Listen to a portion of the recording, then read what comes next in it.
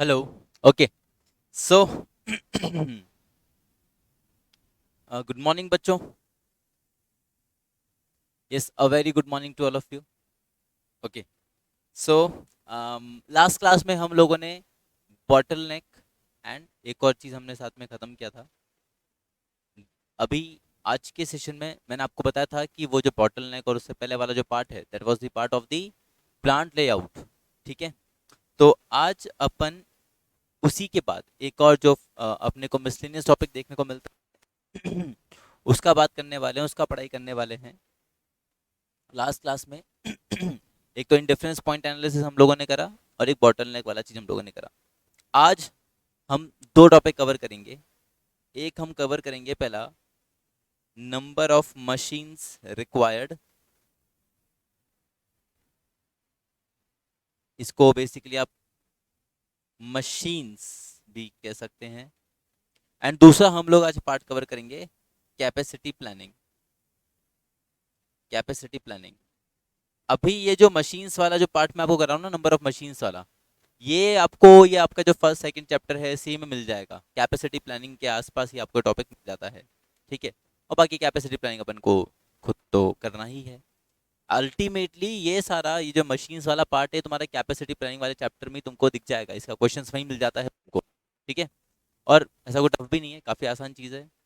And ये दो topics करने के बाद अगर अपन देखेंगे, जैसा मैंने आप लोग को बताया था, मैं बार बार रिमाइंड कराता चलता हूँ कि कि क्या क्या चीज़ अपना बाकी रह गया है, एक बार मैं आपको वापस बता देता हूँ। यस।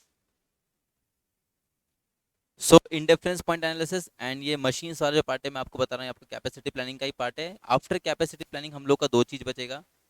एक हमारा बचेगा टाइम एंड वर्क स्टडी, और एक प्लांट लेआउट। ठीक है। बेसिकली प्लांट आपने अपन ने जो बॉटल नेक वाला पार्ट करा वो प्लांट लेआउट का ही पार्ट था। प्लांट लेआउट के अलावा जैसे प्रोडक्टिव एफिशिएंसी वगैरह निकालना है, और भी मतलब, और मतलब टाइम एंड वर्क स्टडी का प्लान लेआउट में मैं बेसिकली बोलना चाह रहा हूँ कि और भी इसके बाद कोई मिसलेनियस टॉपिक बचेगा। और भी कोई मिसलेनियस टॉपिक हमारा बचेगा तो वो उसमें हमारा कवर रहेगा। ठीक है। तो आज जब हम कैपेसिटी प्लानिंग वगैरह वाला पार्ट कर लेंगे तो उसके बाद हमारा एक तो मेन जो टॉपिक बचता है वो बचता है टाइम एंड वर्क स्टडी। और उसके बाद कोई अगर हमारा मिसलेनियस टॉपिक बच रहा होगा तो वो हम उसमें कवर कर लेंगे। जैसे एक होता है प्रोडक्टिव एफिशिएंसी वाला टॉपिक टॉपिक होता है, वो हम उसमें कवर करेंगे। ठीक है।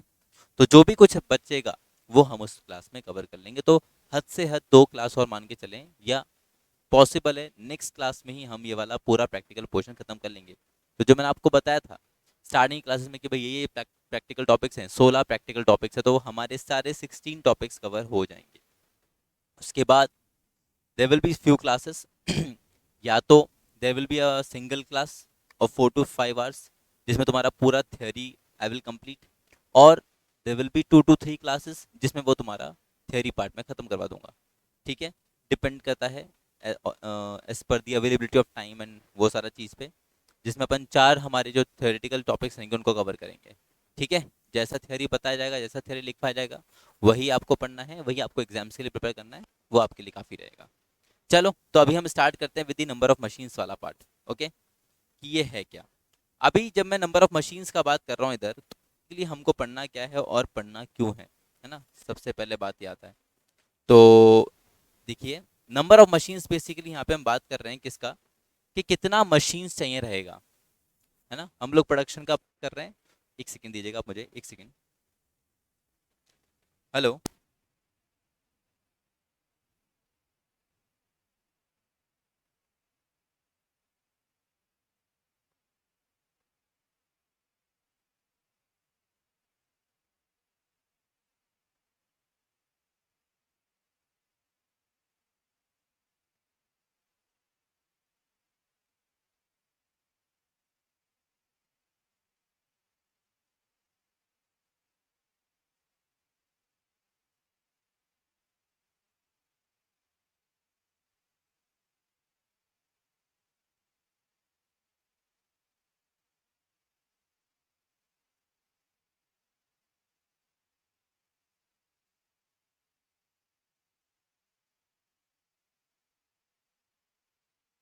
चलो, सो नंबर ऑफ मशीन्स का बात करें तो नंबर ऑफ मशीन कैसे क्या काम करेगा, देखो आपको प्रोडक्शन करना है, ठीक है, आपका खुद का कुछ डिजायर्ड लेवल ऑफ आउटपुट रहेगा जो आपको प्रोड्यूस करना है। वो desired level of output produce करने के लिए आपको कुछ टाइम अवेलेबल होगा, आपके पास कुछ मशीन होगा जिसका पर यूनिट प्रोडक्टिविटी दे रखा होगा कि भाई ये एक यूनिट का जो प्रोडक्शन है इतना इतना टाइम में करती है। तो अब आप बताओ, अपना डिजायर्ड लेवल ऑफ आउटपुट को देखते हुए, हमारे जो कैपेसिटी उसका रिक्वायरमेंट देखते हुए कि भाई कितना नंबर ऑफ मशीन्स लगेगा, ठीक है, इतना इतना यूनिट्स प्रोड्यूस करने में, अगर आपको इतना इतना टाइम अलॉट किया जाए तो। समझ रहे नंबर ऑफ मशीन्स का यहाँ पे मतलब क्या है या यूज क्या है, देखो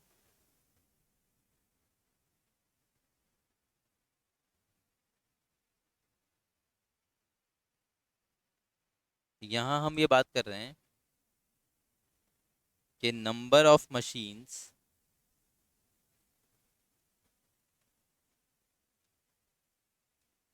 टू बी ब्रॉट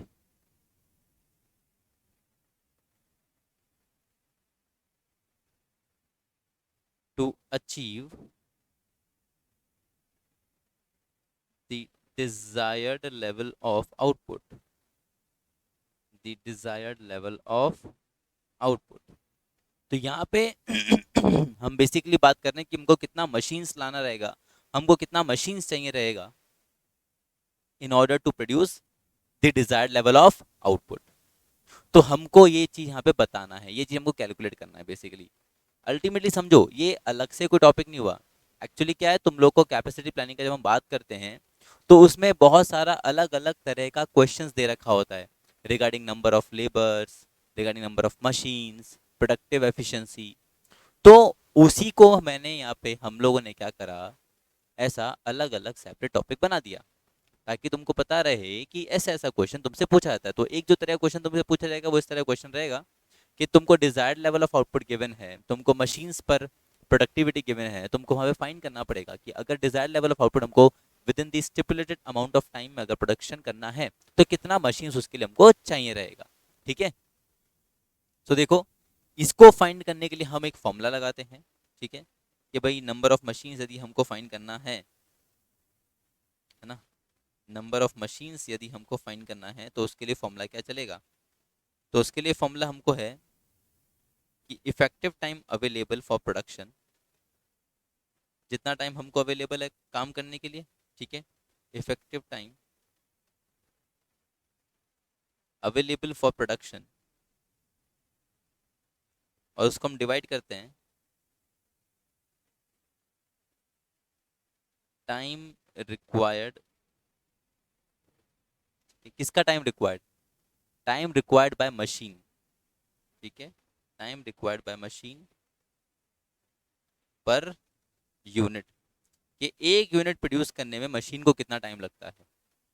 ओके, तो उसको आप डिवाइड कर दें, मतलब बेसिकली आपको डिवाइड मानना रहेगा कि आपको पहले तो इफेक्टिव अवेलेबल क्वांटिटी निकालना प्रोडक्शन का, इफेक्टिव टाइम अवेलेबल, मैं देखना भूल गया, इफेक्टिव टाइम अवेलेबल कि भाई आपको कितना टाइम अवेलेबल है। पहले आपको यूनिट्स दिया होगा कि डिजायर्ड लेवल ऑफ आउटपुट ये है, वो डिजायर्ड लेवल ऑफ आउटपुट से आप अपना पहले क्या निकालो, इफेक्टिव टाइम अवेलेबिलिटी निकालो कि भाई आपके पास टोटल कितना आवर्स अवेलेबल है, आपके पास कितना टाइम अवेलेबल है। और फिर उसको आपको डिवाइड करना रहेगा आपकी मशीन का जो पर यूनिट प्रोड्यूस करने का जो टाइम है उससे।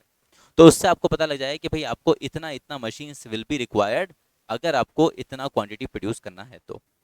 आया बात समझ में। So number of machines is equals to the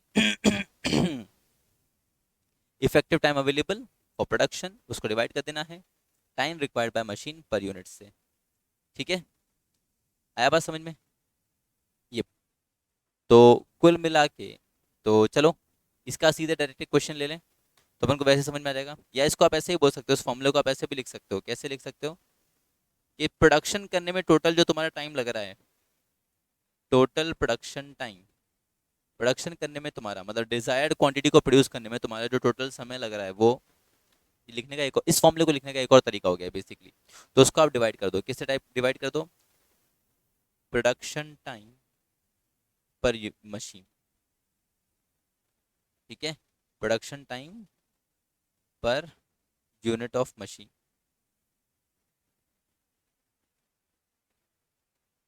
production time per machine, not unit of machine, production time per machine. कि एक मशीन का कितना आवर्स हमारे पास अवेलेबल है, कितना टाइम हमारे पास अवेलेबल है।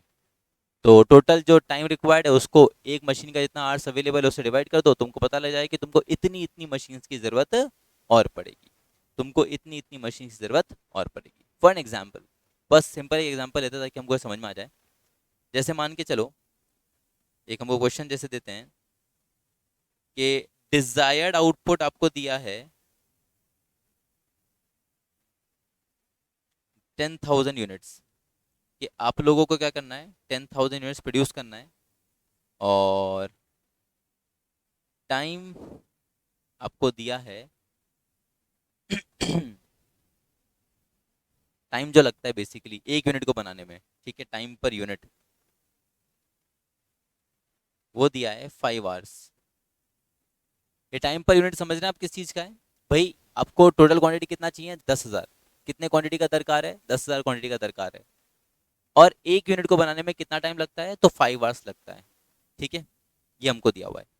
तो देखो, अम, तो क्या लगता है कितना क्या हमको चाहिए रहेगा, तो उसी बेसिस पे अगर पहले हम देखें तो हमको यहाँ पे क्या चाहिए, प्रोडक्शन टाइम चाहिए हमको पर मशीन, ठीक है, हमको क्या चाहिए यहाँ पे, हमको चाहिए प्रोडक्शन टाइम पर मशीन, कि भाई मशीन कितना टाइम ले रही है। तो हमको जानने को मिलता है प्रोडक्शन टाइम जो दिया हुआ है मशीन का, हमको क्वेश्चन में दे रखा है, मान लेते हैं ये प्रोडक्शन टाइम पर मशीन,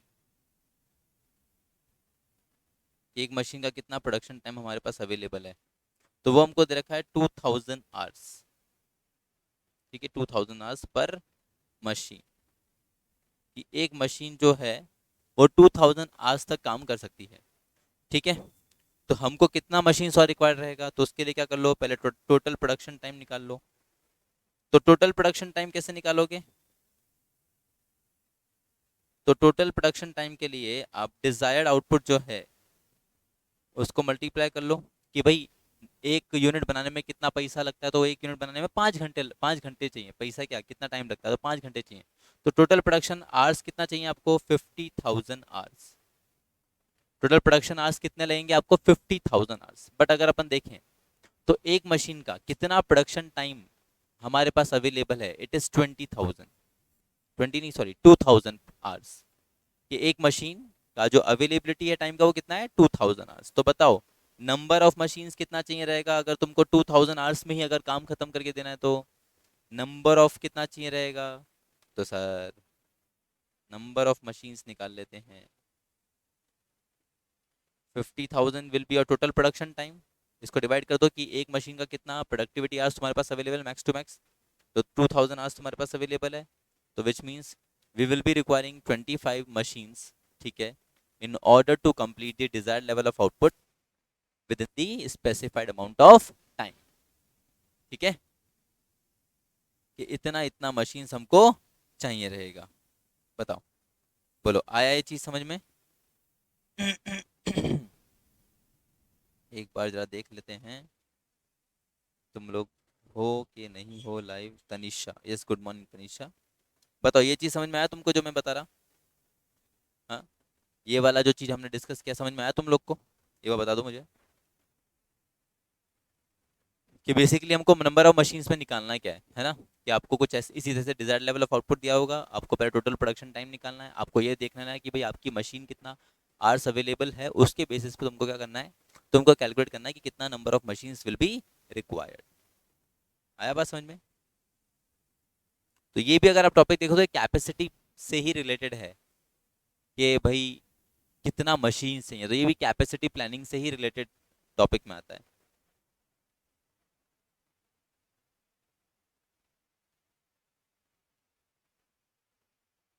बताएं, आई होप आया होगा, ठीक है, तुम रिप्लाई करके रखो, मैं दूसरे क्वेश्चन पे शिफ्ट करता हूँ अब, ठीक है।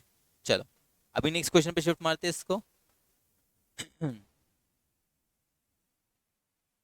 एक क्वेश्चन इसमें इस तरह से दिया हुआ है, एक्चुअली फॉर्मूला में बस यही है, टॉपिक यही है, number of machine, that's it, ऐसा कुछ भी नहीं।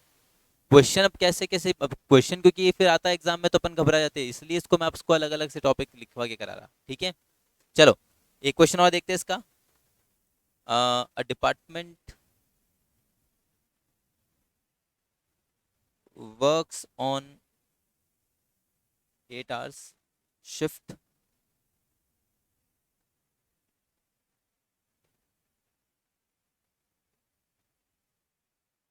to 85 days a year and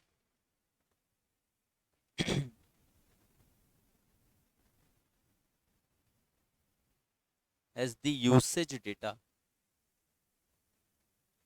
of a machine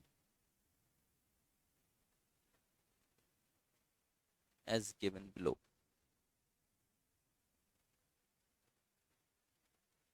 तो एक डिपार्टमेंट है जो कि 8 घंटे काम करता है, मतलब 8 घंटे की एक शिफ्ट होती है, और 285 डेज अ ईयर वो काम कर रहा है। और उसके रिगार्ड्स में कुछ आपको यहाँ पे डेटा दिया हुआ है। क्या डेटा दिया हुआ है? ये प्रोडक्ट दिए हुए हैं, 3 तरह के प्रोडक्ट्स हैं जो प्रोड्यूस किए जा रहे हैं, और उनका एनुअल डिमांड दिया हुआ है कि भाई बाजार में इनका डिमांड कितना रहता है। 360, 435 एंड 570, ठीक है। साथ ही साथ इनका प्रोसेसिंग टाइम दिया हुआ है कि भाई एक यूनिट को प्रोसेस होने में कितना टाइम लगता है, ठीक है। This is the standard time in hours. Okay, कि भाई जैसे प्रोडक्ट ए है, तो प्रोडक्ट ए की एनुअल डिमांड कितनी है? 360, तो यानी आपको 360 यूनिट्स प्रोड्यूस करनी है, जिसमें आपको एक यूनिट बनाने में कितना समय लगता है? तो इसको बनाने में लगता है 7 hours। अगला वाले प्रोडक्ट को बनाने में लगता है 5 hours, और उसके अगला वाला प्रोडक्ट को बनाने में लगता है 6 hours, ठीक है। तो on the basis of this information आपको क्या करना है? Calculate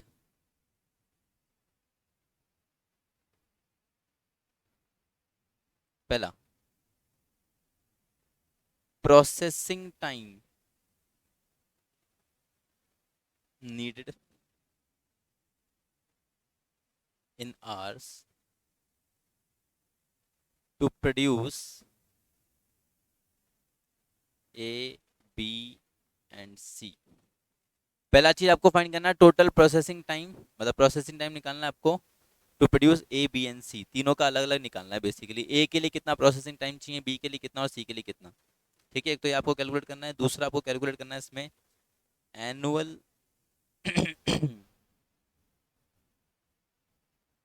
production capacity of one machine. यानी प्रोडक्शन कैपेसिटी मतलब मशीन का आपको जो टाइम अवेलेबिलिटी है ना, वो निकालना है in standard hours.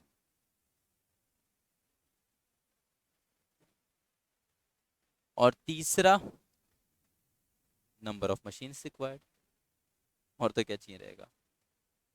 Numbers of machines required, number of machines required, ये तीन चीजें हमको फाइंड करना है बेसिकली। तो देखो पहला वाला चीज तो बड़ा इजीली तुम लोग निकाल सकते हैं, processing time needed in hours to produce goods. जैसे ए वाला जो प्रोडक्ट है, तो ए वाले का कितना यूनिट्स प्रोड्यूस करना है? 360, बल्कि एक यूनिट को प्रोड्यूस करने में कितना समय लगता है? 7 घंटे लगते हैं।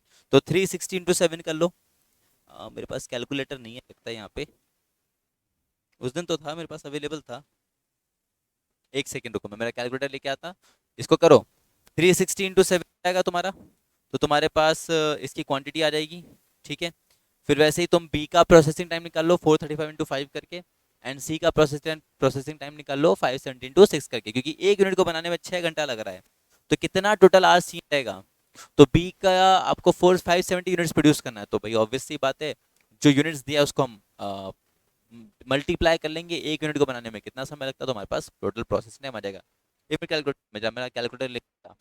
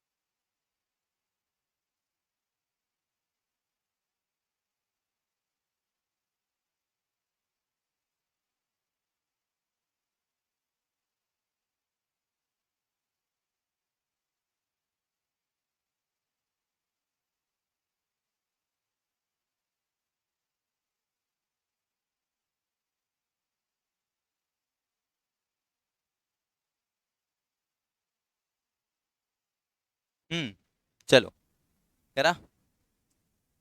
मैं तो ऐसा ढूंढ ही नहीं पाया, मेरा ख्याल से बहुत बुरा हुआ मेरे साथ। 360 × 7, सो इट इज 2520। तो इसका प्रोसेस आप ढंग से लिखेंगे, कैसे लिखेंगे आप लोग? मैं वहां लिखने वाला था, आप लोग ऐसे लिखेंगे कि भाई processing time required to produce product A. तो उसका आप बकायदा पूरा लिखें कि 360 यूनिट्स प्रोड्यूस करना है। पूरा फॉर्मूला लिखना तुम तो, ठीक है। और per unit productivity of hours जो दिया है वो दिया है 7। तो इट इज 2520 आवर्स, ये इसका प्रोसेसिंग टाइम रहा। वैसे similarly processing time require to produce product B. तो प्रोडक्ट बी है आपका कितना, 435। तो 435 × 5, 435 × 5,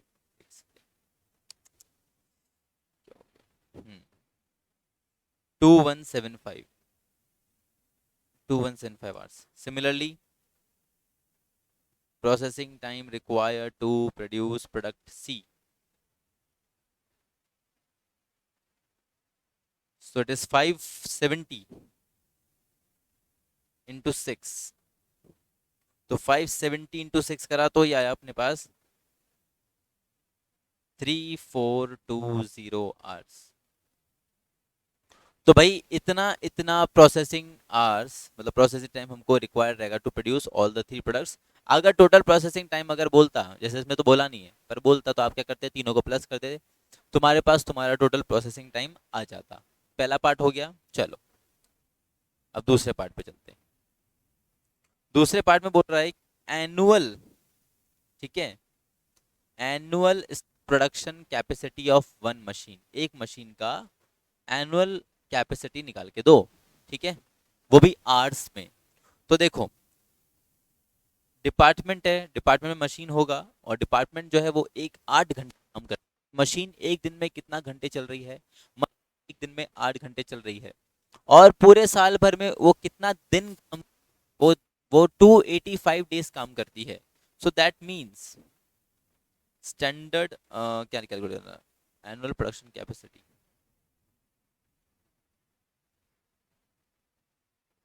annual production capacity of machine, of one machine actually, in hours. तो वही हो गया कितना स्टैंडर्ड आवर्स है एक दिन का। तो इसको चाहो तो ऐसे भी लिख सकते हो, standard hours per day. Formula formula लिख लो पहले चाहो तो, standard hours per day into number of days, तो भी तुम्हारा आ जाएगा। तो स्टैंडर्ड आवर्स पर डे आपको दिया हुआ है 8 आवर्स, और 285 डेज आप लोग काम कर रहे हैं। तो 2280 आवर्स। तो ये वो स्टैंडर्ड आवर्स है, 2280 आवर्स। तो ये वो स्टैंडर्ड आवर्स है जो जिसके लिए एक मशीन हमारे पास अवेलेबल है, यानी एक मशीन एक साल में इतना इतना आवर्स काम करेगी, इतना आवर्स के लिए हमारे पास अवेलेबल है, ठीक है। तो अब आपको जैसे नंबर ऑफ मशीन निकालना है, तो नंबर ऑफ मशीन्स कैसे निकालोगे? तो जो टोटल टाइम था प्रोडक्शन का, यानी टोटल प्रोडक्शन टाइम,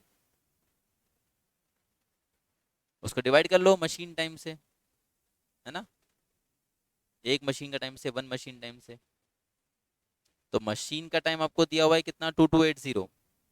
कि एक मशीन जो है वो 2280 आवर्स तक अवेलेबल है। टोटल प्रोडक्शन टाइम निकालो, तो टोटल प्रोडक्शन टाइम क्या रहेगा, ये रहा। ये आपका प्रोसेसिंग यानी प्रोडक्शन टाइम तो था हर एक प्रोडक्ट का। तो आपको 3 प्रोडक्ट बनाने हैं, उनकी एनुअल डिमांड के अकॉर्डिंग हमने निकाला था। तो टोटल अगर हम रिक्वायरमेंट देखें या टोटल प्रोडक्शन टाइम देखें, तो 2520 प्लस 2175 प्लस 3420, इन सबको प्लस करो, तुम्हारे पास टोटल प्रोडक्शन टाइम आ जाएगा। इन सबको प्लस कर लो, तुम्हारा टोटल प्रोडक्शन टाइम आ जाएगा।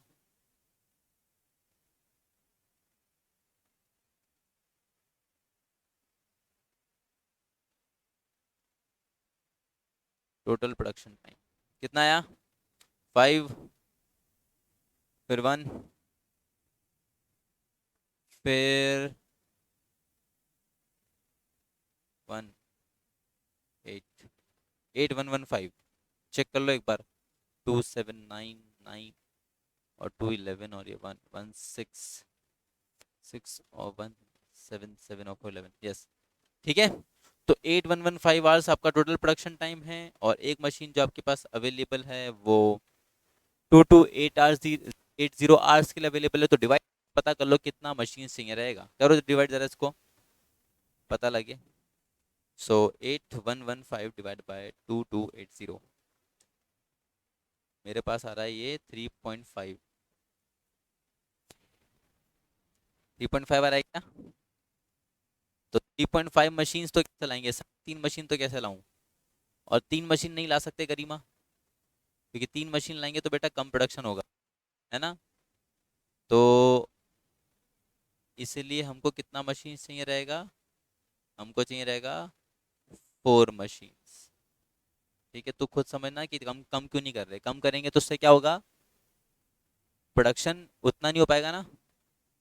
समझ रहे हो, अपने को उतना ही प्रोडक्शन करना है तो अपन को तो मशीन ज्यादा चाहिए रहेगी। 3.5 मोर देन 3, तो 4 मशीन लगा लेंगे। ठीक है, तो 4 मशीन विल बी रिक्वायर्ड। बताओ आया समझ में ये चीज? वापस देख लो पूरा, सिंपल सा चीज है, मतलब बहुत बेसिक चीज है ये, पर वही है एग्जाम में कहीं से भी कुछ मतलब उठ के आ जाता है ये ऐसा रैंडमली, तो हम फिर कंफ्यूज हो जाते हैं, घबरा भी जाते हैं, कंफ्यूज क्यों होते हैं। तो इसीलिए इसको अलग से नाम दे दिया गया अपने द्वारा कि मशीन्स वाला टॉपिक है। ओके, ये चेक कर लेते हैं तुम लोग को कुछ तकलीफ। 3.5, यस तनीषा 3.5, तो पर उसको अपन 3.5 नहीं लेंगे बेटा, उसको अपन 4 लेके करेंगे। ठीक है, चलो एक और क्वेश्चन करते हैं। ठीक है, एक क्वेश्चन और भी मेरे पास ऐसा, देखिएगा।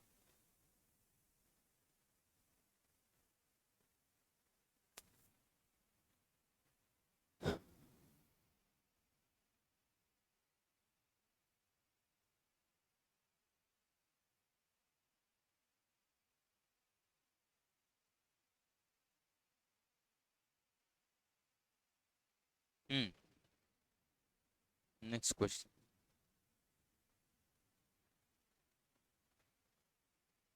A manager has to decide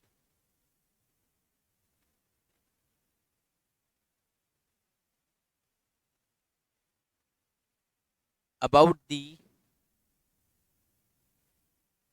number of machines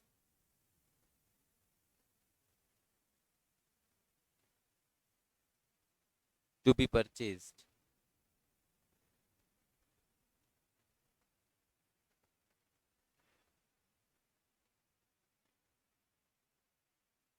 He has 3 options। ठीक है, that is purchasing 1 or 2 or 3 machines। तो डेटा दिया हुआ है अपने को, the data are given below.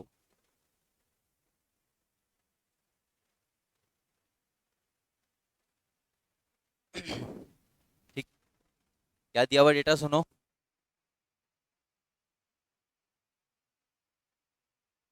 Number of machine, कि भाई अगर एक मशीन, एक्चुअली क्या ना तुमको क्या बोला, मैनेजर को डिसाइड करना है कि कितनी मशीन परचेज करें। अगर उसके पास 3 ऑप्शंस हैं क्या, या तो एक मशीन खरीदूं, या 2 मशीन खरीदूं, या 3 मशीन खरीदूं। ठीक है, तो ऐसे नंबर ऑफ मशीन, अगर एक लें, 2 लें, 3 लें, तो प्रोडक्शन कितना होगा, कॉस्ट कितना लगेगा, वो सारा इन्फॉर्मेशन आपको दिया हुआ है। कि अगर 1 मशीन लेते हैं, या 2 मशीन लेते हैं, या 3 मशीन लेते हैं, तो क्या आपका डेटा दिया हुआ है। तो देखो आपको एक तो दिया हुआ है annual fixed cost,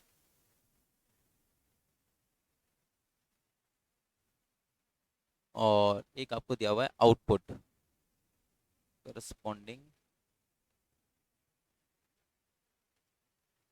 range of output, ये भाई अगर एक मशीन यूज में लेंगे तो फिक्स कॉस्ट इतना पड़ा और आउटपुट इतना प्रोड्यूस होया, तो तुम डिसाइड कर लो इसके बेसिस पे तो कितना नंबर ऑफ मशीन चाहिए। अब देखो ये भी क्वेश्चन नंबर ऑफ मशीन ही मांग रहा है कि कितना नंबर ऑफ मशीन रखना, पर देखो इस क्वेश्चन का थोड़ा तरीका बदल गया कि यहाँ पे तुमको डिजायर्ड आउटपुट और वो सब नहीं दिया, यहाँ पे तुमको ऐसा अलग चीज के बेसिस पे डिसाइड करना रहेगा कि कॉस्ट दे दिया, फिर प्रोडक्शन का रेंज दे दिया। अब बताओ कितना मशीन रखना चाहोगे, एक मशीन, दो मशीन, तीन मशीन, समझ रहे हो? तो क्वेश्चन का तरीका बदल गया, वेराइटी बदल गया, ऐसा चीज। अच्छा, तो यहाँ पे फिक्स कॉस्ट दिया हुआ है 14,000 फिक्स कॉस्ट लग रहा है एक मशीन को लगाने का, दो मशीन लगाने का 17,000 का फिक्स कॉस्ट बैठ रहा है और तीन मशीन लगाने का 23,000 का फिक्स कॉस्ट बैठ रहा है। ठीक है, और प्रोडक्टिविटी जो दिया हुआ है वो इस तरह से दिया हुआ है 0 to 350।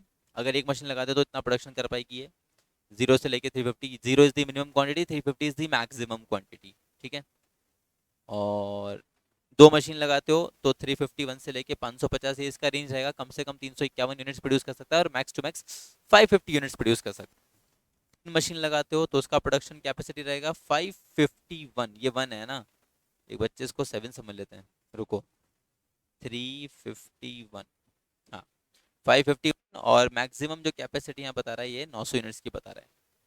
ठीक है, अच्छा इसके आगे फिर और भी इंफॉर्मेशन दिया हुआ है तुमको कि भाई variable cost is ₹30 per unit. ठीक है, इट इज 30 पर यूनिट। अब वो एक यूनिट की 30 रुपये जो लगी नहीं है वो तो लगनी है, और साथ साथ रेवेन्यू भी दिया हुआ है ना, आपको पर यूनिट रेवेन्यू भी दिया, कितना पैसा आएगा, ₹70।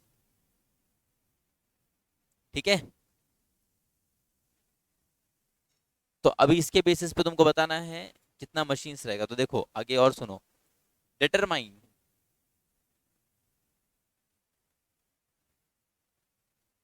डिटरमाइन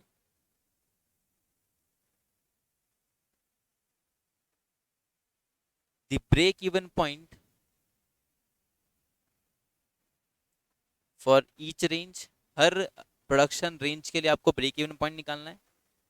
बीईपी कॉस्टिंग में करा है ना, वही वही वही, हाँ, क्या था formula, fix cost divide by contribution, yes, तो वही, तो ब्रेक इवन पॉइंट निकालना है यहाँ पे हर एक रेंज का। हर एक रेंज का मतलब ये समझो 350 से 0 से 350 वाली रेंज का निकालो, 351 से 550 वाली रेंज का निकालो, 550 से 900, हर एक का आपका वो निकलेगा बीईपी। ठीक है, ये निकालना आपको, एक तो इजी काम है ये तो, और दूसरा if projected demand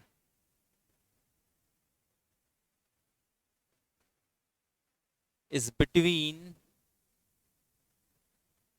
540 and 570 units, तो how many machines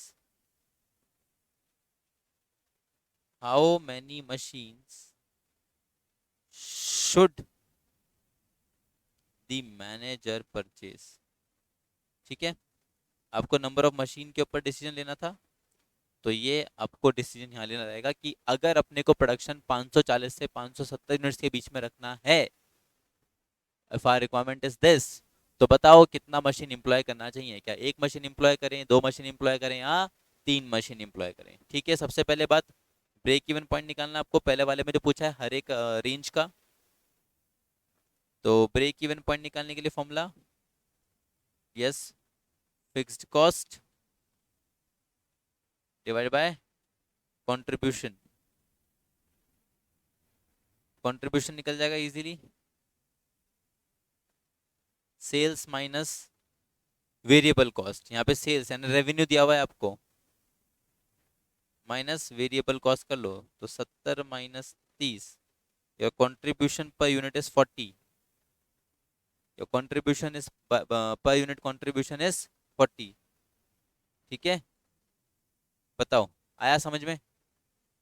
चलो, तो ब्रेक इवन पॉइंट निकालो हर एक का। कैसे निकालोगे? हर एक का फिक्स कॉस्ट दे रखा है, डिवाइड कर दो जाकर के कंट्रीब्यूशन से 40 से, तुम्हारा आ जाएगा।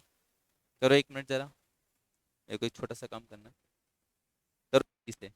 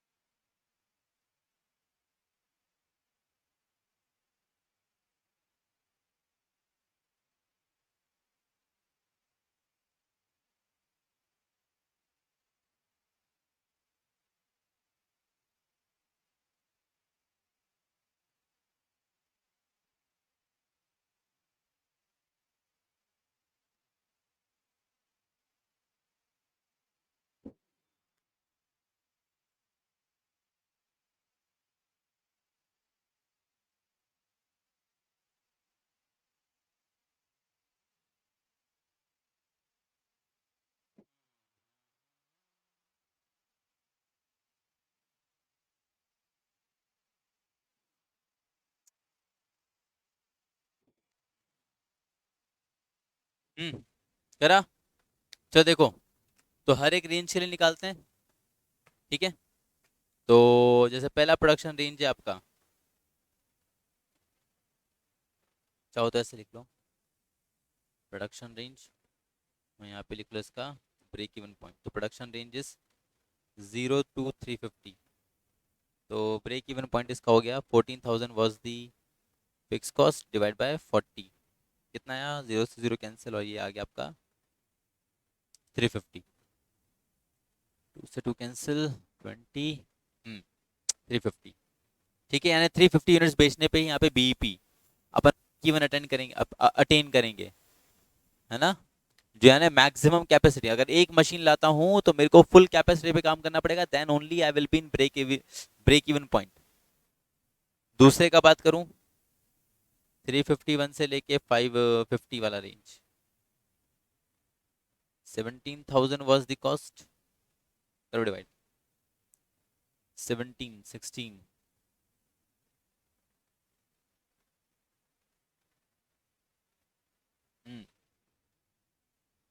425, 425 यूनिट्स मतलब, अगर मैं 2 मशीन इंस्टॉल करता हूं तो मैं 425 यूनिट्स पे तो किस में आऊंगा? बीईपी में आऊंगा। और 425 से लेके 550 की रेंज में मैं प्रॉफिट में रहूंगा, वो मेरा मार्जिन ऑफ सेफ्टी, ठीक है, वहां पे प्रॉफिट में रहूंगा। पर बीईपी इज एट टू 425। तीसरा, 551 से लेके 900 था I guess, yes, 24,000 divide by 40, it will be 6। 24,000 था क्या? नहीं, 23,000, सॉरी सॉरी सॉरी, 23,000।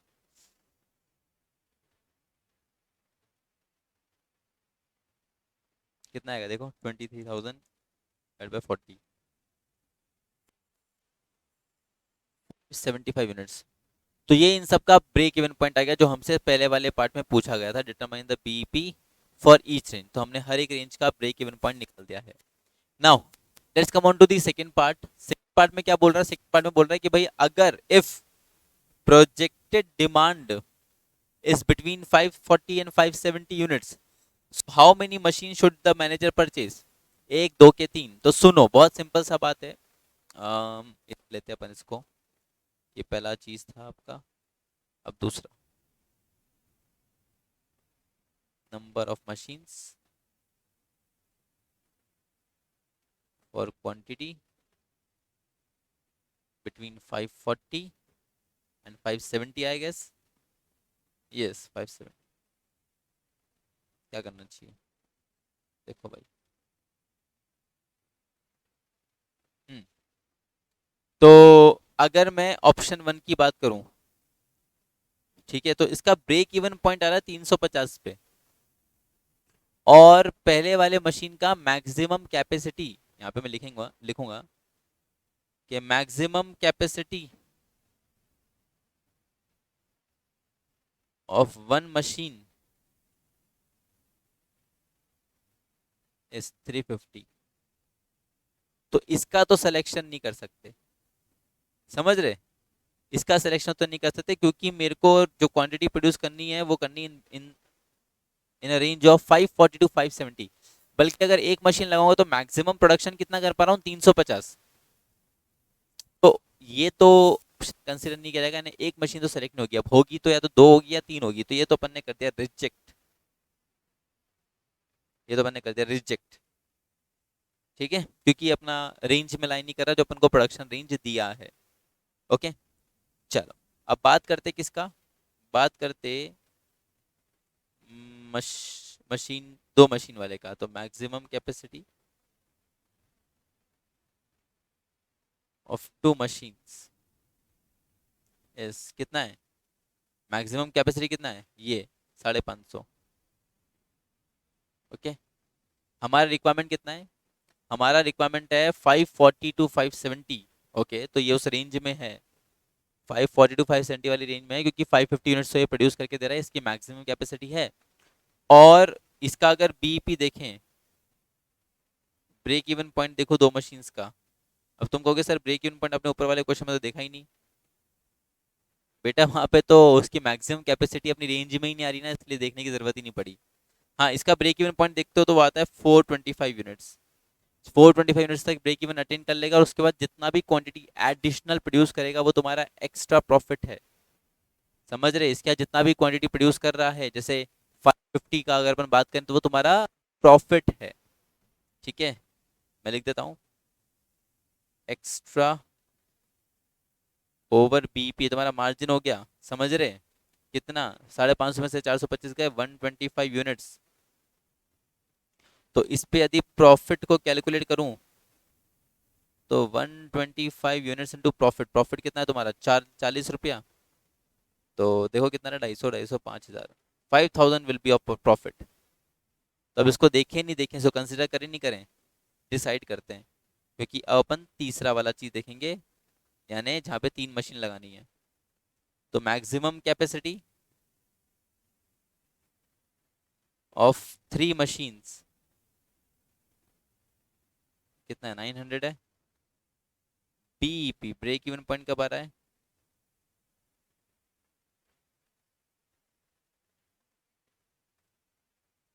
575।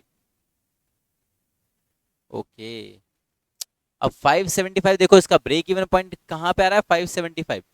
ऑल दो तीन मशीन यूज लेकर के हम हमारा जो प्रोडक्शन रेंज हमको दिया है 540 से 570, उसको हम मीट कर सकते हैं, इजीली मीट कर सकते हैं। पर देखो दिक्कत क्या है, दिक्कत ये है इधर प्रॉफिट ही नहीं होगा, क्योंकि जो मुझे को प्रोडक्शन चाहिए वो कितना चाहिए, मैक्सिमम 570 तक चाहिए। तो 570 अगर यूनिट्स में प्रोड्यूस करूंगा तीन मशीन लगा के, तो मेरा ब्रेक इवन ही 575 पे आ रहा है। यानी 570 यूनिट्स अगर मैंने प्रोड्यूस करा तो आई विल बी इनकरिंग लॉस। समझते ना, बीपी समझते ना क्या होता है, ब्रेक इवन पॉइंट, कि कम से कम इतना प्रोडक्शन तो करना ही रहता है, नो लॉस नो प्रॉफिट के लिए। इससे ज्यादा करोगे तो मार्जिन ऑफ सेफ्टी, इससे ज्यादा करोगे तो ठीक है, प्रॉफिट प्रॉफिट प्रॉफिट, इससे ज्यादा करोगे तो प्रॉफिट है, दैट इज योर मार्जिन। पर यहाँ पे तो बीपी पहुंच ही नहीं पाऊंगा। मेरे को जो प्रोडक्शन करना है 570 तक का रेंज दिया तुम लोगों ने। अच्छा, रेंज दिया, जरूरी नहीं कि 570 करूं। तो अगर मैंने 570 नहीं करके 560, 550, 540 तक कुछ भी किया ना, तो आई विल बी इनकरिंग लॉस, है ना। मुझे इधर क्या होगा, आई will B incurring what, I will B incurring what, इसका बीपी 575 है और मैक्सिमम हमको जो चाहिए वो तो कितना चाहिए, 570। और एक मिनट को मैं लिखता हूँ, मैक्सिमम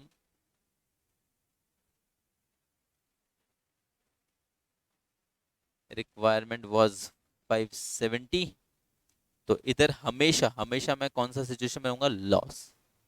तो बताओ कौन सा मशीन मेरे लिए आइडियल रहेगा यहाँ पे, yes the use of two machine. तो यहाँ पे मैनेजर डिसाइड कर ले रहा है कि भाई he will employ two machines. क्यों क्यों क्यों, क्योंकि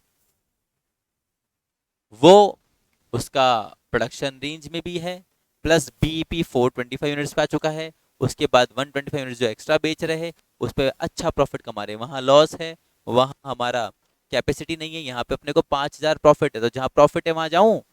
यस सर। तो इसका आंसर हमारा रहेगा नंबर ऑफ मशीन्स कितना, 2। तो दिस इज द सॉल्यूशन, ये ऐसे करना था। समझ रहे? है कोई, है क्वेश्चन वही नंबर ऑफ मशीन्स का, पर करने का तरीका अलग। नोट डाउन कर लो, स्क्रीनशॉट ले लो, जो लगता है करो।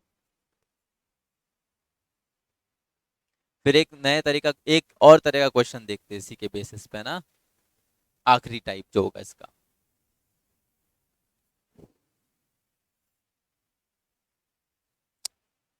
बच्चे लेते हैं, बच्चों को समझ में आ रहा है।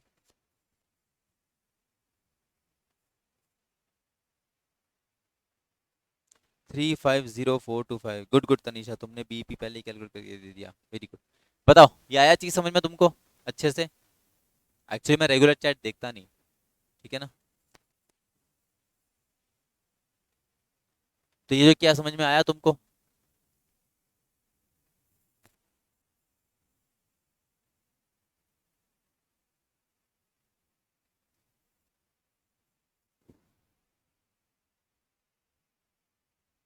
बाकी बच्चे भी समझ में आ रहा है ना? रिप्लाई केवल एक करता है, कोई बात नहीं।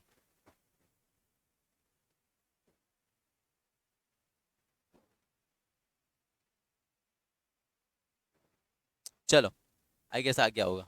तो अभी एक क्वेश्चन बता रहा आपको, एक तरह का क्वेश्चन का टाइप और बनता है इसमें, ठीक है। उसको अपन चेक करते हैं कैसा रहेगा उस।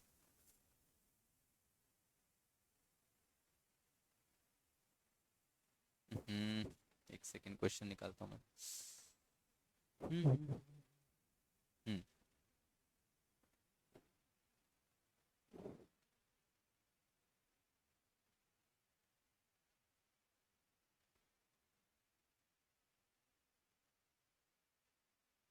हम्म। देखो, टाइम पर यूनिट, एक यूनिट को बनाने में जो समय लगेगा वो दिया हुआ है 30 मिनट्स। विजिबल है ना ये?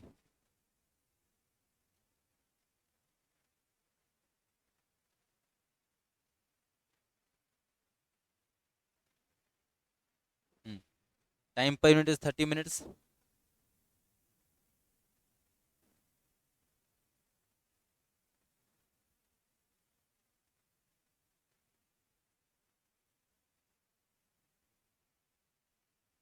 डिजायर्ड आउटपुट दिया है 600 पीसेस पर वीक, ठीक है, 600 पीसेस प्रोड्यूस करना पर वीक। और एक यूनिट को बनाने में लग रहा है 30 मिनट। तो देख लेना टोटल टाइम कितना रहेगा, रिक्वायर्ड रहेगा, ठीक है। नॉर्मली अगर ऐसा होता अभी क्या करते, तो 600 पीस पर वीक, तो पहले निकाल लेते कि भाई एक पीस को बनाने में 30 मिनट्स लग रहा है, नहीं 0.5 आवर्स। तो 600 को 0.5 से डिवाइड कर देते, तो 1200 हमको चाहिए थे। ठीक है, ये डायरेक्ट अगर अगर सिंपल क्वेश्चन होता तो, पर आगे देखो, आगे बोल रहा है प्रोडक्शन करते समय जो स्क्रैप प्रोड्यूस होता है वो रहता है 20%। अब ये ट्विस्ट आ गया थोड़ा सा। फिर साथ ही साथ दे रखा है एफिशिएंसी ऑफ मशीन, ये मशीन कितना एफिशिएंसी पे काम करती है, क्या मशीन अपना फुल कैपेसिटी पे काम कर पा रही है? तो एफिशिएंसी ऑफ मशीन है केवल 90%।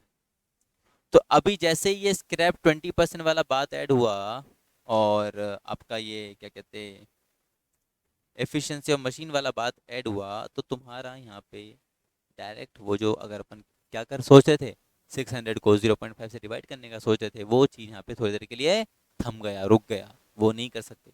अभी अपने को इनका स्क्रैप का, एफिशिएंसी ऑफ मशीन का, इसका एडजस्टमेंट करना पड़ेगा, उसके बाद अपन सॉल्यूशन पे जाएंगे, ठीक है। आई बात समझ में? और वीक में कितने आवर्स अवेलेबल हैं, तो एक वीक में हमारे पास अवेलेबल हैं 48 आवर्स। तो बताओ नंबर ऑफ मशीन्स रिक्वायर्ड, कितना मशीन्स चाहिए रहेगा?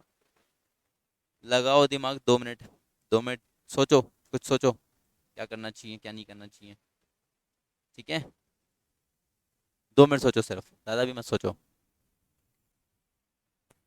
कि ये जो 20% स्क्रैप है, how to deal with it, 90% efficiency, how to deal with it. तुम समझना, अगर डिजायर आउटपुट 600 है ना, तो ये स्क्रैप एडजस्ट करने के बाद है। यानी कि प्रोडक्शन तो कितने अलग यूनिट्स का होगा, उसमें से 20% स्क्रैप हटा करके ये 600 यूनिट्स दिया है, तो उसका एडजस्टमेंट ध्यान रखना। ठीक है। और मशीन का एफिशिएंसी का भी ध्यान रखना। मशीन का एफिशिएंसी आपको टाइम वाले में काम आएगा कि टाइम पर यूनिट तो 30 मिनट्स है। ठीक है, वो कब है? जब मशीन आपका 100% एफिशिएंसी पे काम कर रहा है तो। पर अगर मशीन ने 90% एफिशिएंसी पे काम किया तो। समझ रहे? ऐसा, क्योंकि 90% एफिशिएंसी पे काम करेगा तो फिर तो ज़्यादा टाइम लगेगा, जितना भी लग रहा है उससे। तो वो चीज़ को एडजस्ट करना पड़ेगा आपको।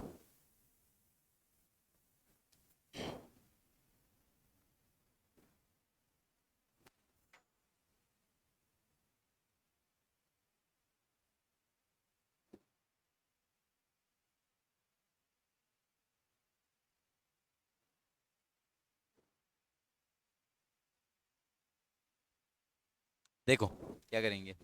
ठीक है, पहले निकालो output.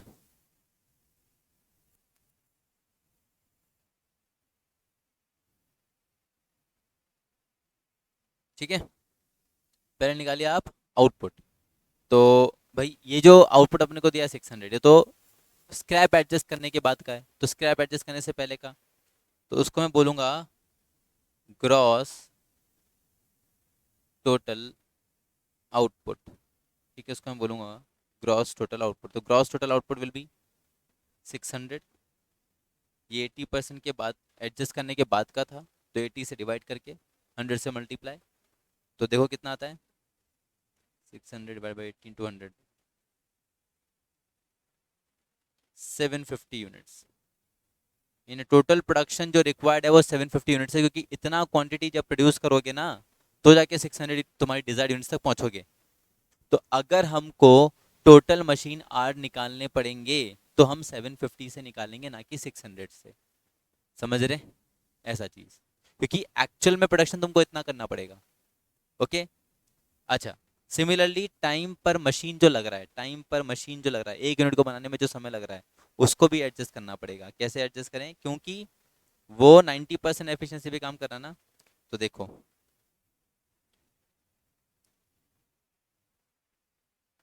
Time per unit, it was 30 minutes and efficiency was 90%। यानी 90% एफिशिएंसी पे काम करके 30 मिनट्स का टाइम लग रहा था। तो अगर 100% एफिशिएंसी का बात करूँ तो देखो, टाइम पर यूनिट रिक्वायर्ड, कितना टाइम चाहिए? टाइम पर यूनिट रिक्वायर्ड, तो 30 × 100 डिवाइड बाय 90। 30 × 100 डिवाइड बाय 90, तो इट विल बी 33.33 मिनट्स। ये आएगा पर यूनिट। एक यूनिट को बनाने में इतना इतना समय लगता है। ओके। टाइम रिक्वायर्ड,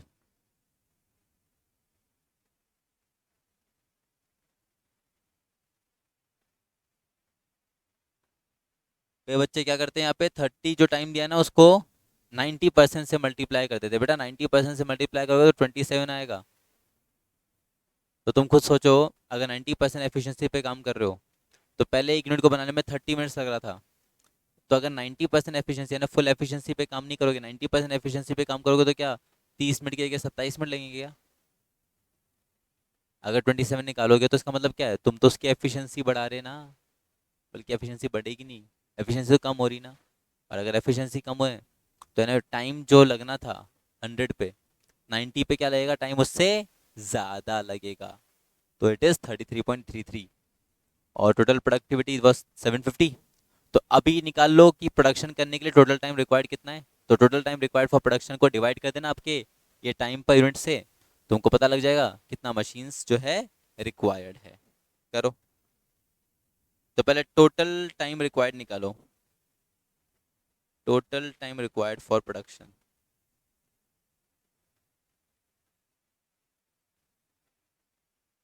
तो टोटल टाइम रिक्वायर्ड कैसे निकलेगा, कितना क्वांटिटी प्रोड्यूस करना है, 750, है ना। और एक यूनिट को बनाने में कितना समय लगता है, 33.33 मिनट्स लगते हैं। क्योंकि मुझे आंसर ये वीक 48 आवर्स आवर्स में दिया हुआ है, तो मैं आवर्स में निकालना चाहूँगा, तो इसलिए मैं 60 से डिवाइड करूँगा। ठीक है, क्योंकि मुझे जो आंसर चाहिए वो मुझे आवर्स में चाहिए। तो देखो कितना आ रहा है, 750 इंटू 33.33 डिवाइड बाय 60, बताओ।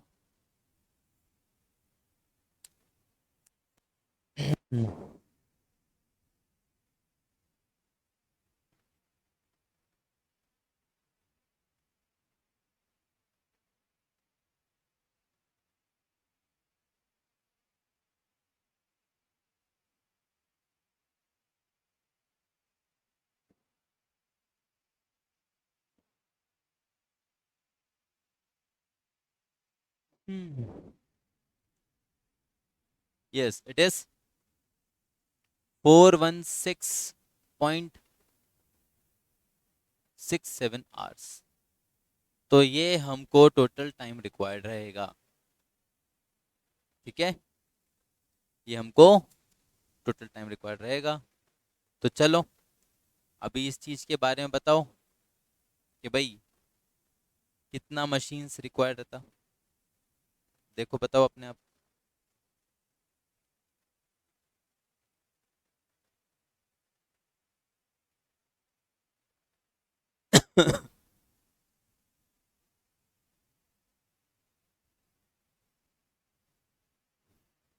सर टाइम पर मशीन तो दिया ही नहीं है ऐसा।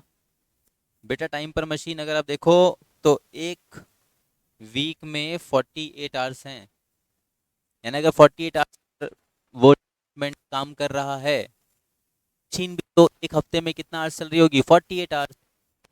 ठीक है, तो एक हफ्ते का कितना आवर्स अवेलेबल है तुम्हारे पास, 48 आवर्स अवेलेबल है। क्योंकि ये जो प्रोडक्शन अपने को दिया है ना 600, ये बच्चे अपने को पर वीक ही दिया हुआ है। तो सारा जो कैलकुलेशन करेंगे अपन पर वीक के अकॉर्डिंग करेंगे। तुम पहले क्या कर रहे थे, पर डे के अकॉर्डिंग कर रहे थे, तो वहां पे तुम जो मशीन आज दिया हुआ था वो पर डे दिया हुआ था। यहाँ पे तुमको जो प्रोडक्शन डिजायर्ड आउटपुट चाहिए वो किस में चाहिए, पर वीक में चाहिए। तो इसीलिए जो मशीन आवर्स है वो भी तुमको वीक के अकॉर्डिंग दिया हुआ है कि एक मशीन एक हफ्ते में 48 आवर्स वर्क करती है। ठीक है, तो मशीन टाइम पर मशीन अपने को दिया हुआ है 48 आवर्स अ वीक, क्योंकि ऊपर जो रिक्वायरमेंट है ना 416.67 आवर्स, वो भी पर वीक है। चाहो तो लिख लो, पर वीक, पर वीक लिखने का जरूरत नहीं, क्योंकि ऊपर से ही क्वेश्चन वीक दिया हुआ था। तो अभी नंबर ऑफ मशीन्स निकालो। नंबर ऑफ मशीन्स निकालेंगे, फॉर्मूला हमारा टोटल टाइम रिक्वायर्ड, ठीक है, divided by machine per hour, machine per unit, one machine basically जो भी आर एस है। तो आपका 416.67 डिवाइड बाय 48 कर लो, कितना आ रहा है देखो, 8.68। अब 8.68 मशीन तो लग नहीं सकती, यानी 9 मशीन्स विल बी रिक्वायर्ड। तो 9 मशीन्स रहेगा रिक्वायर्ड। तो ये भी एक और नंबर ऑफ मशीन क्वेश्चन हो गया। तो समझ रहे, अभी है ये सब नंबर ऑफ मशीन ही। ठीक है, पर आपने क्या देखा, शुरू का क्वेश्चन एक जो सिंपल दिया एग्जांपल, इसका वैरायटी अलग, इसका वैरायटी फिर हमने करा तो इसका वैरायटी अलग था 3607 वाले का। हाँ, फिर ये यहाँ पे बीईपी के अकॉर्डिंग हमको निकालना पड़ा, प्रोडक्शन रेंज के अकॉर्डिंग निकालना पड़ा, तो इसका वैरायटी अलग। एंड उसके बाद ये वाला जो क्वेश्चन किया, इसमें एफिशिएंसी, स्क्रैप, ये दे दिया, इनको एडजस्ट करके करना था, तो इसका वैरायटी अलग। तो अभी नंबर ऑफ मशीन में जो जो भी वैरायटी हो सकता था मैंने आपको सारा करा दिया। ठीक है, इसमें जो जो भी वैरायटी हो सकता था सारा कवर हो गया। ये डन है, खत्म, खत्म, नंबर ऑफ मशीन खत्म। ठीक है, इसको कैपेसिटी वाले का ही पार्ट मान के चलो, ये भी खत्म। ओके, नाउ नेक्स्ट,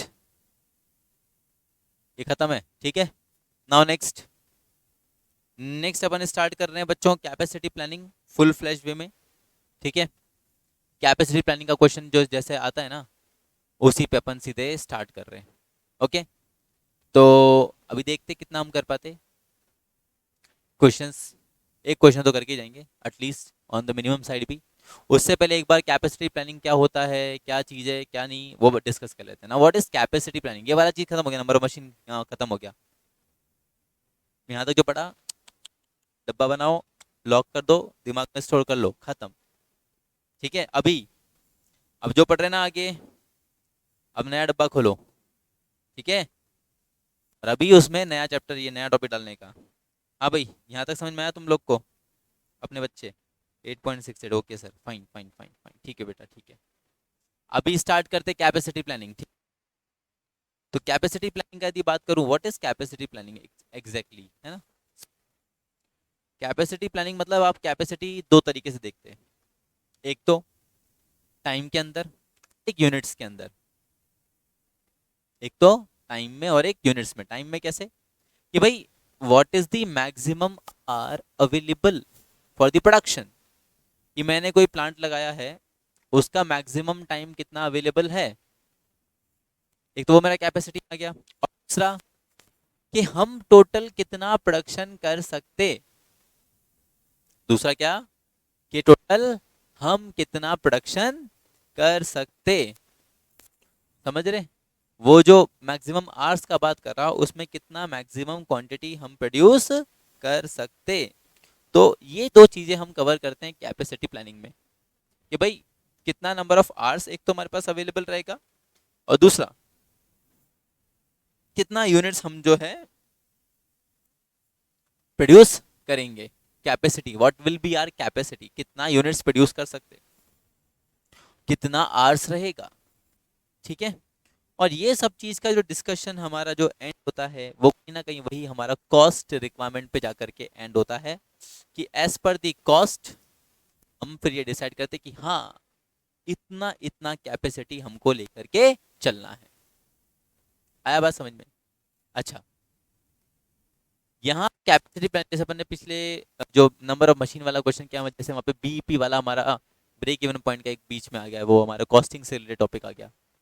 वैसे ही जैसे हम कैपेसिटी प्लानिंग का बात करेंगे, तो यहाँ पे भी आप जब कुछ टॉपिक्स पढ़ेंगे तो वो आपको कनेक्टेड दिखेंगे, इंटर रिलेटेड दिखेंगे विद द कॉस्टिंग वाला पार्ट।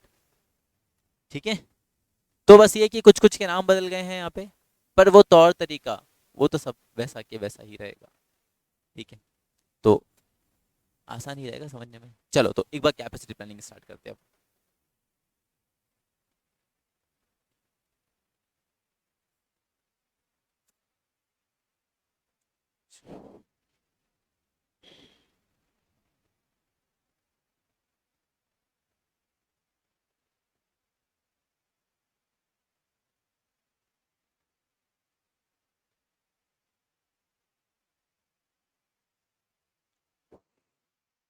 पहले बात करते हैं कैपेसिटी का।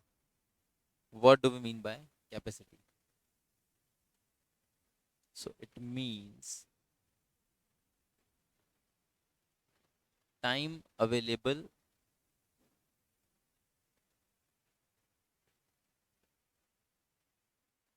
to do a work. It means time available to do a work, or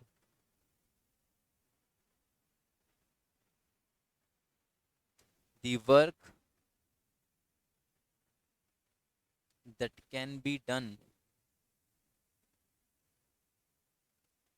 the work that can be done in available time. ये पहली बात तो भाई, कितना टाइम मेरे पास अवेलेबल है और उस अवेलेबल टाइम में मैं कितना क्वांटिटी प्रोड्यूस कर सकता, कितना यूनिट प्रोड्यूस कर सकता, दैट इज द कैपेसिटी। भाई जैसे मेरे पास एक दिन में 24 आवर्स अवेलेबल है, तो 24 आवर्स अवेलेबल है, इसका मतलब तो ना कि 24 आवर्स पढ़ाऊंगा मैं, बिल्कुल नहीं, बहुत मुश्किल। ठीक है, तो या वो 24 आवर्स में मैं कितना क्लास ले लूंगा, तो आउट ऑफ 24 आवर्स मेरा जो मैक्सिमम टाइम में पढ़ाने को दे सकता है, it is 8 to 10 hours only, दिन भर का। दिन भर का। तुम मत सोचना बोले सर हमारी तो कभी 8 to 10 आवर्स क्लास ही नहीं ली, बेटा दिन भर का। तुम्हारा जैसा कितना और क्लासेस होता ना। तो अभी वो 8 to 10 आवर्स के अंदर टोटल मैं क्लासेस कितना ले सकता, नंबर ऑफ क्लासेस कितना ले सकता, है ना। दैट इज माई कैपेसिटी ना, ऐसा। तो कैपेसिटी मीन्स वही, it means time available to do a work. तो मेरे पास 8 to 10 आवर्स हैं पढ़ाने के लिए। दैट कैन बी डन, और we can say the work that can be done, यानी the number of classes that can be taken in the given time, उसको मेरा क्या बोलूंगा, मेरा कैपेसिटी बोलूंगा। तुम लोग का भी कैपेसिटी होता, तुम्हारे पास 24 आवर्स अवेलेबल है पढ़ने के लिए, तुम कितना पढ़ते वो तुम ही जानो। वैसे आइडियली तुमको 10 घंटे पढ़ना चाहिए। हम्म? अब वो 10 घंटे पढ़ के तुम कितने सब्जेक्ट निपटाते, कितने चैप्टर निपटाते, दैट इज योर कैपेसिटी। बोले सर अपना तो 10 घंटे में सर एक ही चैप्टर निपटता है सर।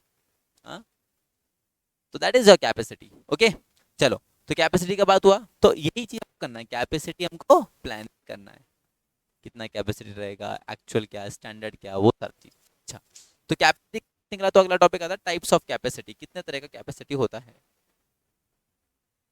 ठीक है, टाइप्स ऑफ कैपेसिटी। तो देखो टाइप्स ऑफ कैपेसिटी में क्या बात करना है।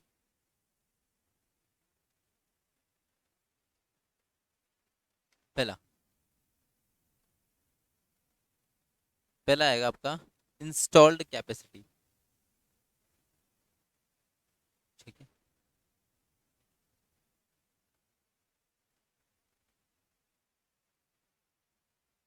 भाई जैसे लिफ्ट में आप जाते हैं, तो लिफ्ट में लिखा रहता है ना, it can carry maximum 8 person, weight around इतना इतना, तो वो लिफ्ट का capacity, it is the installed capacity, it is the installed capacity. पर वाकई में लिफ्ट उतना कैरी कर पाती, वो बात की बात, वो नहीं पता। जैसे आप गाड़ी लेते हैं, तो गाड़ी लेते तो वो बोलते इंस्टॉल्ड कैपेसिटी के अकॉर्डिंग बोलते कि बोले इसका माइलेज कितना रहेगा, बोले कंपनी इसका माइलेज देती है 60 किलोमीटर पर लीटर, 1 लीटर में 60 किलोमीटर चलेगी, पर चलती क्या पता नहीं।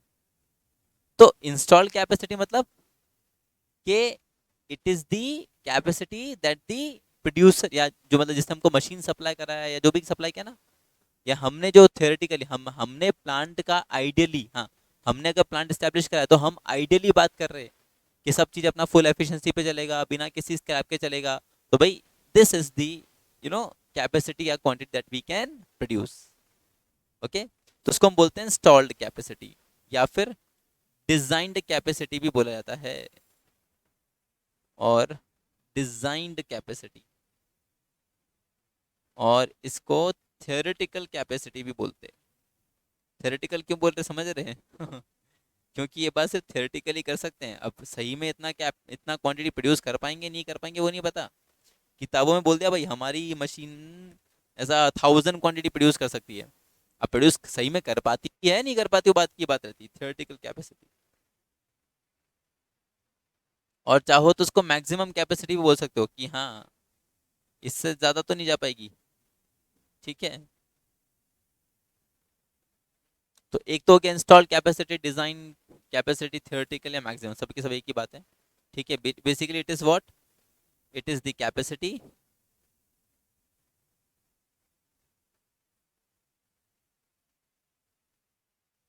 Claimed by manufacturer. ठीक है, claimed by manufacturer of machine. मैं तुमको बोला ना कि भाई हमको मैन्युफैक्चरर बोलता है कि आपकी गाड़ी इतना इतना वजन ले सकती है, इलेक्ट्रिक व्हीकल्स में आता है कि एक बार चार्ज करो इतना किलोमीटर चलो, क्या उतना किलोमीटर चलती, पर मैन्युफैक्चरर ने दावा करा that is the installed capacity और द डिजाइंड कैपेसिटी और द थियोरेटिकल और द मैक्सिमम कैपेसिटी। हाँ ये बात पक्का है, इससे ज्यादा तो नहीं चलेगी जितना वो बोल रहा है, ये तो नहीं होने वाला। हाँ इससे कम जरूर चल सकती है, इससे ज्यादा तो नहीं चलेगी। ठीक है, तो एक तो हो गया इंस्टॉल कैपेसिटी। अच्छा, इंस्टॉल कैपेसिटी के बाद, अच्छा इसका अगर आपको जैसे फॉर्मूला अगर चाहिए, आप इसको फाइंड भी कर सकते हो, maximum capacity, install capacity, theoretical capacity को फाइंड भी कर सकते हो। तो इसका फॉर्मूला आप लेके चलोगे इंस्टॉल कैपेसिटी के लिए,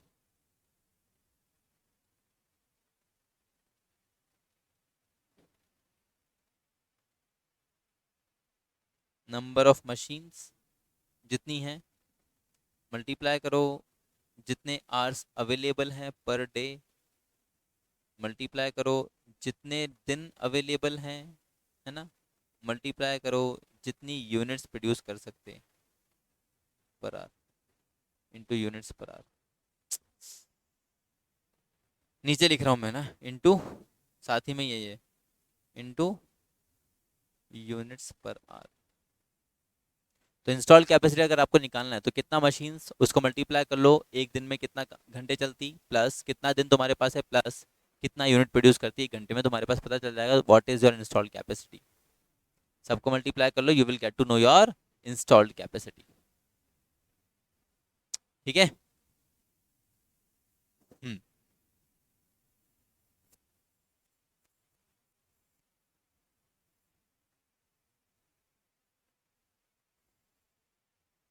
फिर इंस्टॉल्ड कैपेसिटी क्या दूसरा आता है आपका, प्रैक्टिकल कैपेसिटी। प्रैक्टिकल कैपेसिटी मतलब ये वो कैपेसिटी है जो हम अचीव कर पा रहे हैं, समझ रहे हो, ये वो कैपेसिटी है जिसको हम अचीव कर पा रहे हैं, अचीवेबल कैपेसिटी, और we can say planned capacity.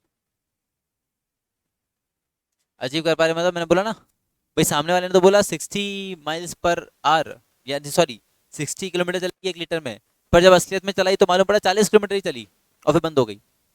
फिर धक्का मार के जाना पड़ा पेट्रोल पंप, क्यों, क्योंकि मैन्युफैक्चरर ने बोला 60 जाएगी, हम तो इसी आशा में थे 20 किलोमीटर और चलेगी, 40 किलोमीटर बाद बंद हो गई। तो 40 किलोमीटर जो असलियत में निकल कर आया, that is the practical capacity of, और we can say the achievable one, और द प्लान कैपेसिटी। ठीक है। हाँ, तो देखो,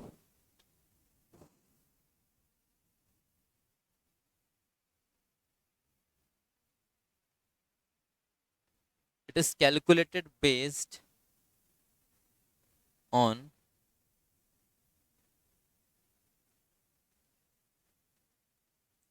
एफिशिएंसी, ध्यान देना इधर, and utilization of a setup या development, we can say, of a machine basically.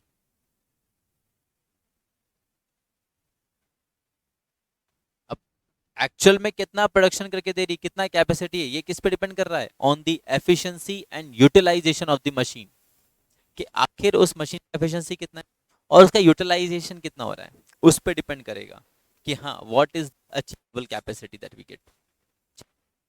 तो देखो इसके लिए अपन दो तीन चीजें लिखेंगे, तो प्लान्ड कैपेसिटी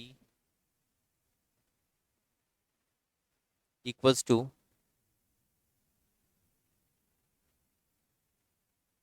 डिजाइंड कैपेसिटी, यानी ऊपर जो अपन ने मैक्सिमम कैपेसिटी लिखा था वो, इनटू एफिशिएंसी रेशियो।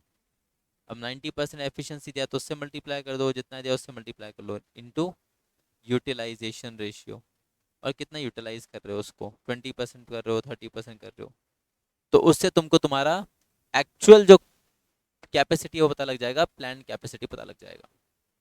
ठीक है। अब इस चीज के लिए अपन को एफिशिएंसी रेशियो भी चाहिए रहेगा, यूटिलाइजेशन रेशियो भी चाहिए रहेगा।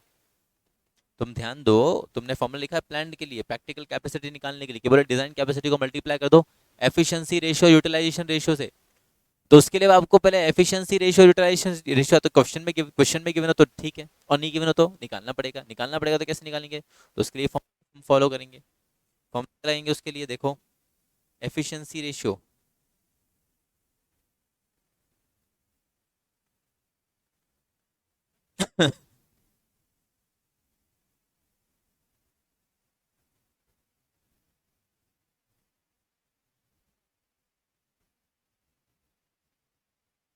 Standard hours for actual production, और उसको डिवाइड कर दो, किससे डिवाइड कर दो, एक्चुअल आवर्स से, कितने आवर्स आपके पास एक्चुअल में अवेलेबल हैं। ठीक है, तो स्टैंडर्ड आवर्स निकालो पहले, एक्चुअल प्रोडक्शन करने के लिए कितना स्टैंडर्ड आवर्स चाहिए वो निकाल लो, और उसको डिवाइड कर दो एक्चुअल आवर्स से। ठीक है, कितने एक्चुअल आवर्स है तो आपको पता लग जाएगा what is your efficiency ratio. Similarly utilization ratio भी निकालना पड़ेगा आपको।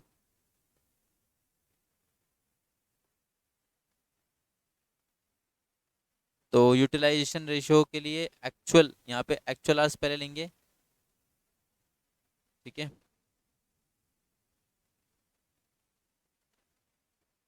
और डिवाइड कर देंगे। किससे डिवाइड करेंगे?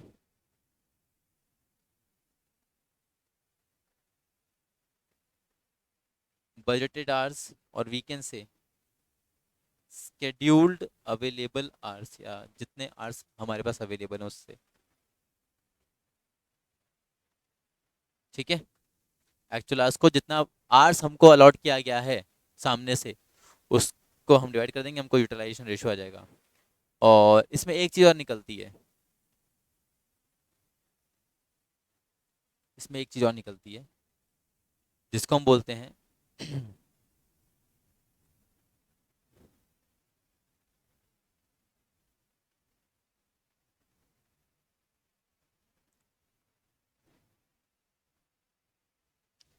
Standard hours upon budgeted hours, yes.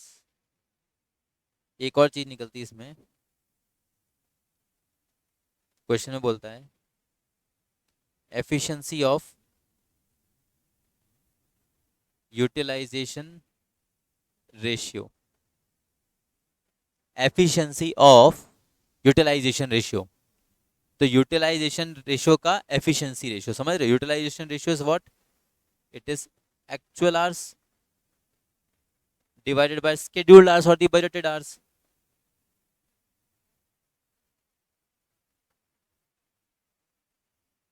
Efficiency of, इसकी एफिशिएंसी निकाल रहे हो, तो एफिशिएंसी का रेशियो का खुद का फॉर्मूला क्या है? Standard hours divided by actual hours. ये दोनों कैंसिल। तो यदि आपको क्वेश्चन में पूछता है एफिशिएंसी निकालो किसका? यूटिलाइजेशन रेशियो का, तो फॉर्मूला आएगा standard hours divide by scheduled hours, यानी कि बजटेड आवर्स, ठीक है। फॉर्मूला आएगा standard hours divided bye budgeted hours, या शेड्यूल्ड आवर्स, जितना आवर्स हमको दिया है मशीन के लिए, और जो हमारा स्टैंडर्ड आवर्स है, जो टोटल टाइम लगता, वो हम लिख, ठीक है। तो ये एक चीज़ और आपको पूछा जा सकता है, ये चीज़ और के काम आ सकता है। अगर तुम लोग समझते हो तो ये एफिशिएंसी रेशियो, यूटिलाइजेशन रेशियो सब आवर्स के अकॉर्डिंग निकल रहे हैं ना, ये सब आवर्स के अकॉर्डिंग निकल रहे थे। जब बात चल रही थी प्लान्ड कैपेसिटी, इंस्टॉल्ड कैपेसिटी, वहां पे बात यूनिट्स में चल रही थी, तो ये समझना कि इंस्टॉल कैपेसिटी प्लान कैपेसिटी में बात यूनिट्स में चल रही थी, और रेशियोज की बात करेंगे तो ये सारा काम आवर्स में रहेगा। ओके, हाँ।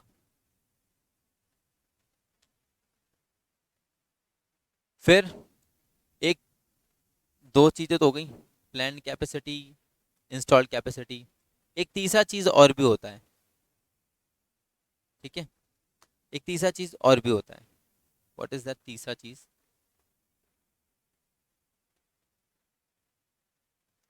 नॉर्मल,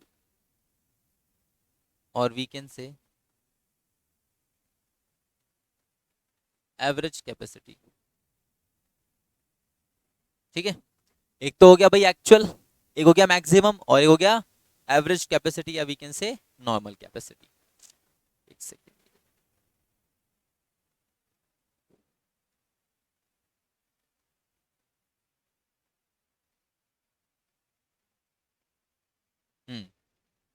नॉर्मल और average capacity.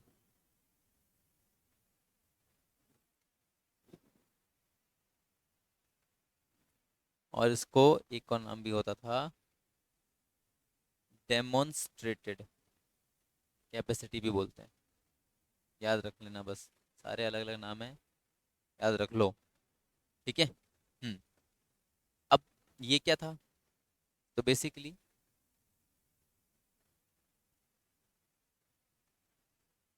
It is the average, ठीक है, it is the average of past actual capacity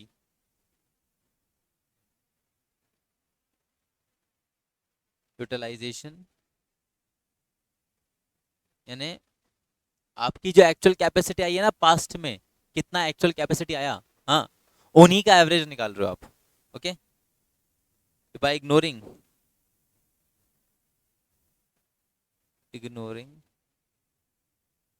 to high और too low figure, too high और टू लो फिगर्स। एक्चुअली क्या होता है, कभी कभी किसी साल मान लो प्रोडक्शन बहुत अच्छा रहा, कैपेसिटी बहुत बढ़िया रही, तो कभी प्रोडक्शन बहुत ज़्यादा आ गया, कभी कभी प्रोडक्शन बहुत कम रहा ड्यू टू एनी रीज़न। तो उन हाइज और लोस को अवॉइड करते हुए ये हम एक एवरेज निकालते हैं, जिसको हम बोलते हैं एवरेज कैपेसिटी या नॉर्मल कैपेसिटी, और ये पास्ट में जो एक्चुअल कैपेसिटी आई थी उसके बेसिस पे निकलता है। ठीक है, ऐसा चीज़। तो एक ये रहता है, फिर इसके बाद एक आप लिखेंगे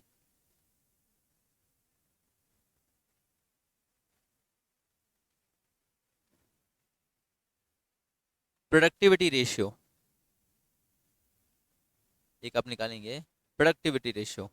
ठीक है, प्रोडक्टिविटी रेशियो बेसिकली रहेगा आपका,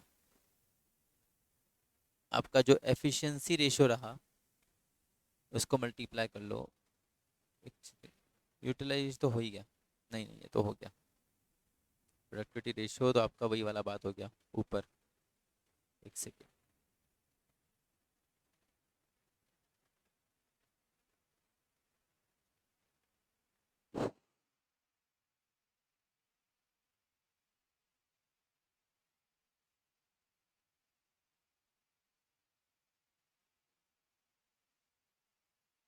ये वाला पूरा आपका टाइम, टाइम के अंदर था, ध्यान रखना।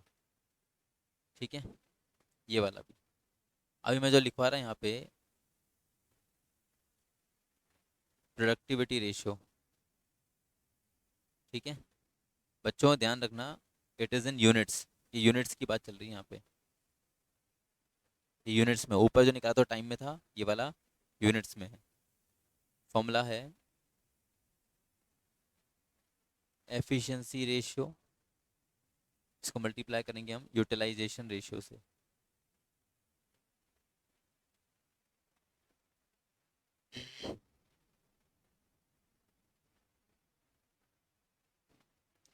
एफिशिएंसी रेशियो, इसको मल्टीप्लाई करेंगे हम यूटिलाइजेशन रेशियो से। सर एफिशिएंसी रेशियो वो जो अपन ने ऊपर कैलकुलेट किया, नहीं वो नहीं, मैं बताना ये यूनिट्स में रहेगा, तो इसका एफिशिएंसी रेशियो आप अलग से निकालेंगे। एक सेकेंड,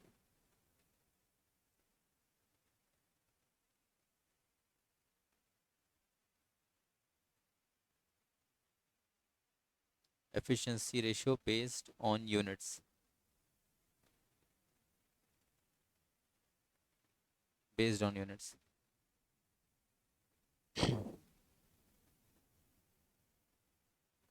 एक्चुअल आउटपुट, यहाँ पे आप देख लो फॉर्मूला बदल गया है, पहले अपन आर्स की बात कर रहे थे, इस बार अपन आउटपुट पे आ गए, क्वांटिटी पे आ गए हैं। ठीक है, डिवाइडेड बाय स्टैंडर्ड आउटपुट। ठीक है, तो एफिशिएंसी रेशियो ये वाला वैल्यू उधर जाएगा, प्रोडक्टिविटी रेशियो फाइंड करना है ना, इसलिए तो उसके लिए आपको एफिशिएंसी रेशियो और यूटिलाइजेशन रेशियो दोनों चाहिए। तो पहले एफिशिएंसी रेशियो कैसा आएगा वो लिखवा दिया मैंने, ऐसे यूटिलाइजेशन रेशियो ये भी यूनिट्स पे ही रहेगा, बेस्ड ऑन यूनिट्स। ठीक है,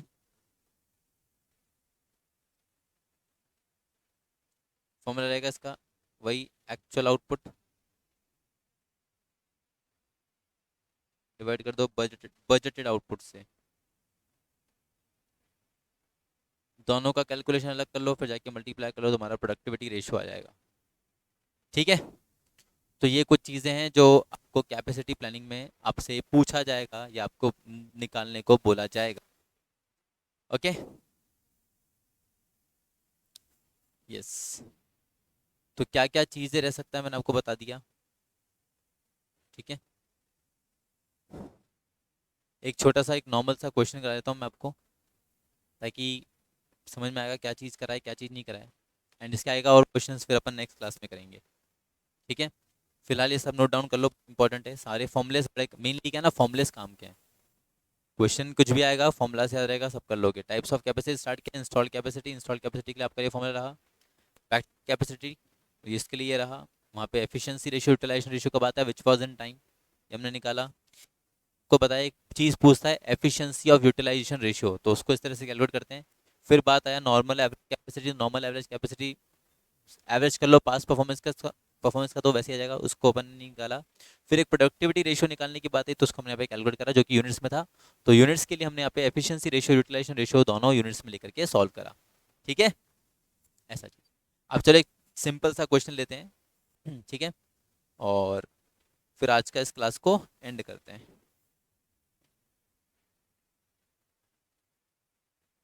अ workshop operation on two shift, एक वर्कशॉप है तो दो शिफ्ट में काम कर रही है, of 8 hours per day.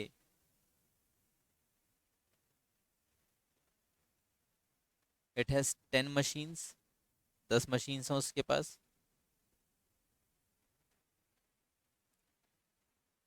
It works for 5 days per week, और वो मशीन जो है 5 दिन काम करती है एक हफ्ते में। ठीक है,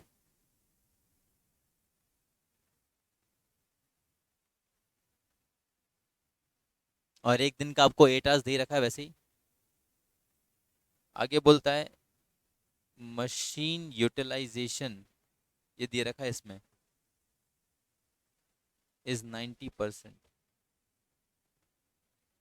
and efficiency ratio is 85%। Okay, तो कैलकुलेट क्या करना है, कैलकुलेट करो पहला designed capacity. Design capacity, capacity समझ गया ना, मैक्सिमम कैपेसिटी, हाँ इंस्टॉल्ड कैपेसिटी बेसिकली। और दूसरा फाइंड करो एक्चुअल कैपेसिटी, हाँ प्लान्ड कैपेसिटी जिसको अपन ने बोला था। तो देखो बच्चों, कितना मशीन्स है, तो डिजाइन कैपेसिटी के लिए फॉर्मूला क्या था, डिजाइन कैपेसिटी के लिए फॉर्मूला था नंबर ऑफ मशीन्स, ये रहा, है ना। नंबर ऑफ मशीन कितना, 10, यहीं लिख देता हूँ। नंबर ऑफ मशीन कितना, 10 इंटू आवर्स पर डे, कितने आवर्स काम कर रहे, 8 hours काम कर रहे पर डे। कितने दिन अवेलेबल हैं, बोले एक हफ्ते में 5 दिन अवेलेबल हैं। Into units per day, into units per hour, कितना यूनिट्स प्रोड्यूस कर रहे हैं एक घंटे में वो नहीं दिया, पर ये दिया है कि हाँ 2 शिफ्ट में काम करते हैं। तो 2 शिफ्ट में काम करते हैं तो 2 से मल्टीप्लाई करना पड़ेगा। कर लो, 80, 80 × 5 400 एंड टू 800, यानी डिजाइंड कैपेसिटी इसका आ गया हमारा 800।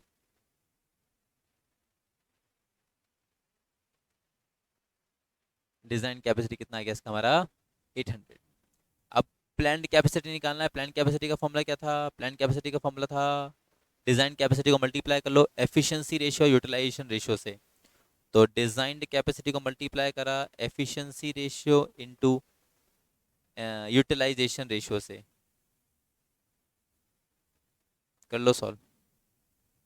800 का 90% और उसका 85%। 800 का 90%, 720 का 85%, 612 से तुम्हारा डिजाइन कैपेसिटी और प्लान कैपेसिटी आ गया। इस तरह से क्वेश्चन रहेगा। तो फॉर्मूला मैंने आपको लिखवाई दिया है, ठीक है। और भी अलग अलग क्वेश्चन रहेंगे वैसे इस पे, पर जो भी रहेंगे ये तुमको मैंने लिखवा दिया, इस पे रहेगा। तो अभी इसमें अपन यहीं तक करते हैं। नंबर ऑफ मशीन्स वाला पार्ट हमने खत्म करा, कैपेसिटी प्लानिंग हमने स्टार्ट करा, इसके सारा फॉर्मुलास मैंने आपको लिखवा दिया, एक बेसिक क्वेश्चन करके देख लिया। इसका फर्दर और जो क्वेश्चन रहेगा अच्छा वाला वो अपन नेक्स्ट क्लास में करते हैं। तो नेक्स्ट क्लास में इसे क्वेश्चंस करेंगे और टाइम एंड वर्क स्टडी को हम करेंगे स्टार्ट, ठीक है। तो आज का क्लास ये एंड कर, तो 2 क्लास और लगेगा फिर अभी ये प्रैक्टिकल खत्म करने में, क्योंकि अभी इसका क्वेश्चन और टाइम ऑफ वर्क स्टडी में स्टार्ट करेंगे।